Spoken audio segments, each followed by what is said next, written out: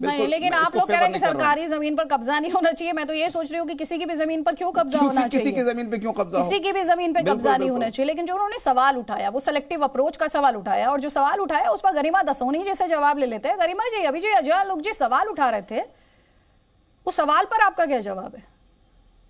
नहीं, बिल्कुल, देखिए मैं आपको थोड़ा पीछे ले जाना चाहती हूँ। बात यहाँ पर प्लान बी की आ रही है। 50-60 सालों से ये लोग यहाँ पर रह रहे हैं, तो रेलवे विभाग कहाँ सोया था, नंबर 1। उसके अलावा 2010 का सुदामा सिंह का दिल्ली हाईकोर्ट का केस है। उन्होंने कहा बस्तियों को उजाड़ने के भी नियम होंगे और पहले पुनर्वास योजना सामने रखी जाएगी, रोड मैप सामने रखा जाएगा, उसके बाद इस तरह की कोई कार्रवाई होगी। 1 हफ्ते का नोटिस दिया गया हल्द्वानी के केस में। क्या 1 हफ्ता काफी होता है? और फिर 2019 में दिल्ली हाईकोर्ट ने अजय माकन और भारतीय संघ के केस में कहा है कि खराब मौसम में और रात को किसी को बेघर नहीं किया जाएगा। गर्भवती महिलाएं भी हैं, विकलांग भी हैं, छोटे बच्चे भी हैं। तो ऐसे में क्या हल्द्वानी वाले केस में इस बात का ख्याल रखा गया? और 2019 में मोदी गवर्नमेंट ने सदन में 1719 दिल्ली की अवैध बस्तियों को बसाने के लिए कानून बनाया और ये कहा गया कि इनको पट्टे दिए जाएंगे। यहां उत्तराखंड के अंदर देहरादून की जो मलिन बस्ती है उसको तोड़ने के हाईकोर्ट ने आदेश दिए, तो यहां पर भाजपा की प्रचंड बहुमत की गवर्नमेंट थी, वो अध्यादेश लाई और अध्यादेश के तहत उन्होंने वो बुलडोजर चलवाने को रोका। क्या हल्द्वानी के इन केस में क्या स्टेट गवर्नमेंट कोई रोल नहीं निभा सकती थी? मोदी सरकार को दिल्ली की अवैध बस्तियों की पड़ी है और देहरादून की मलिन बस्तियों की पड़ी है, लेकिन हल्द्वानी के इन लोगों को सवाल है, जवाब लीजिए इस पर जवाब लीजिए विपिन जी। आप सेलेक्टिव है भाई? नहीं अदिति, देखिए इस प्रकार से जिस प्रकार से लोग कह रहे हैं, आपने सही उस समय टोका कि वोट बैंक, ये केवल वोट बैंक की राजनीति करने वाले लोग हैं और इनकी पार्टी इसी वोट बैंक की और तुष्टीकरण की राजनीति करने वाली पार्टी। आप अगर जो देहरादून की मलिन बस्ती की बात है, बीच में मत बोलिए, बीच में मत बोलिए, ये बीच में मत टोकिए, बीच में मत बोलिए। अदिति देखिए, अरे क्या राम की बात करने वाले बात कर रही हो? राम के नाम पर आपकी सोनिया गांधी सुप्रीम कोर्ट में जाकर के एफिडेविट दे देती है कि राम तो है ही नहीं। शर्म करो, कांग्रेस के लोगों को शर्म करनी चाहिए। और अदिति मैंने इनके बीच में नहीं बोला, ये समय किल करने वाले लोग हैं। अरे सोनिया गांधी एक सेकंड रुकिए। गरिमा जी थोड़ी देर पहले आप कह रहे कि बात सुनने का साहस होना चाहिए, वही साहस अब आपको दिखाना है। गरिमा जी, बात सुनने का साहस की नसीहत आप थोड़ी देर पहले दे रही थी, वही साहस अब आपसे एक्सपेक्टेड है। तो मैम सुनिए प्लीज, अब जवाब सुनिए, जवाब सुनने का साहस दिखाइए, जवाब सुनिए। लेकिन विपिन जी, इनका तो जो सवाल है सो सवाल है। मेरा सवाल ये है, जो इन्होंने पॉइंट उठाया, आप यहां पर अध्यादेश लाकर इन लोगों को क्यों प्रोटेक्ट नहीं कर सकते?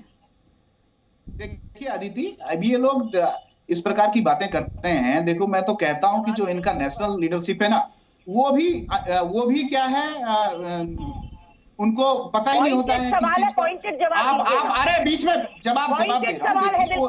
अरे भाई बीच में मत बोलो। गरिमा जी, आप तो सुनने का साहस रखिए मैम, सुनने का साहस रखिए, उनकी बात होने दीजिए।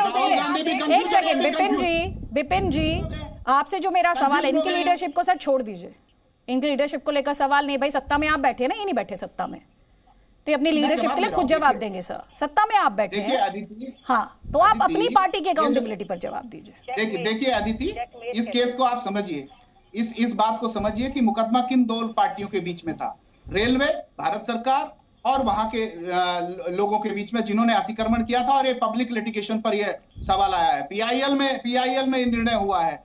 आप जिन रेगुलाइजेशन की बात कर रही हैं, जिन बस्तियों की बात कर रही हैं, वो रेवेन्यू स्टेट गवर्नमेंट की जमीनों की बात थी।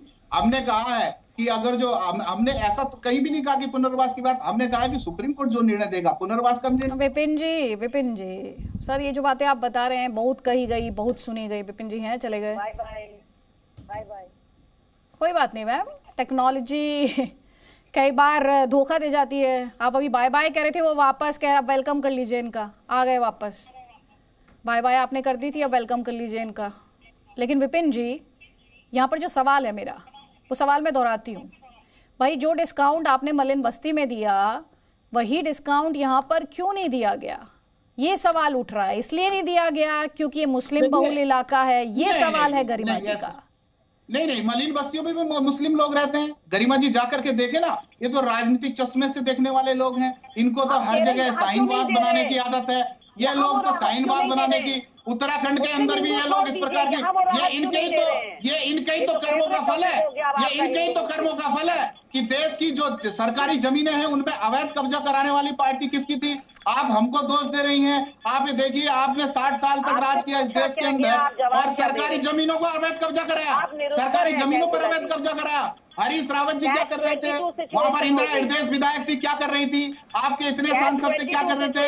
आपकी केंद्र की सरकार थी, तब आप क्या कर रहे थे? लेकिन आप मेरे सवाल का जवाब नहीं दे रहे हैं सर। जो मेरा आपसे सवाल है, क्या मैं वापस लौटूंगी सवाल के साथ? सुमैया राणा, यहाँ पर आपने सुना हर पैनलिस्ट जो है वो एक सवाल तो उठा रहा है। वो कह रहा है सेलेक्टिव अप्रोच। अगर यही वक्फ की जमीन हो और ऐसा ही एक्शन लिया जाए तब कोई सवाल नहीं पूछता। ये अभी आरोप लगाया अजय आलोक जी ने। देखिए, सबसे पहले अदिति त्यागी जी, मैं सुप्रीम कोर्ट के इस फैसले को, क्योंकि मैं जितनी बार भी इस हल्द्वानी के मैटर पर डिबेट में गई, मैंने कहा कि अगर इस देश में आस्था के आधार पर फैसले हो सकते हैं तो मानवता के आधार पर भी कुछ ऐसा कदम होना चाहिए जिससे लोगों को राहत मिले। और सुप्रीम कोर्ट ने आज जिस तरीके का अपना रुख दिखाया है उससे बड़ी खुशी और राहत महसूस की गई है। इसलिए मैं शुक्रिया करती हूँ तहे दिल से सुप्रीम कोर्ट का। अब दूसरी चीज रही कि वक्फ बोर्ड की जो संपत्तियों के बारे में कह रहे हैं आलोक जी, मैं उनकी जानकारी में दे दूं कि वक्फ की संपत्तियों पर बाकायदा कब्जे हैं। अगर आज की तारीख में वक्फ संपत्तियों पर, मैं ये किसी जाति और धर्म विशेष की बात नहीं करूंगी, उन संपत्तियों पर से अगर बाकायदगी से कब्जे हट जाएं और आज की तारीख में जो किराया आता है वो लिया जाए तो वक्फ बोर्ड की और जो औकाफ से जो आने वाली रकम है उसका एक बहुत बड़ा वो सामने आएगा। इसलिए उस पर से भी कोई कब्जेदारी हटी नहीं है। और दूसरे जो यहाँ पर रहने वाले जो लोग हैं वो 2, 4, 500 भी नहीं है, तकरीबन 20 से 25 हजार लोग हैं। और मुझे लगता है कि यहाँ पर बैठ के अगर हम आज ये बात करें कि सुप्रीम कोर्ट ने अगर इस बात को कहा है कि इस तरीके से रातों रात इतने हजारों लोगों को बेघर नहीं किया जा सकता, तो इसका सबको सम्मान करना चाहिए और सबको स्वागत करना चाहिए।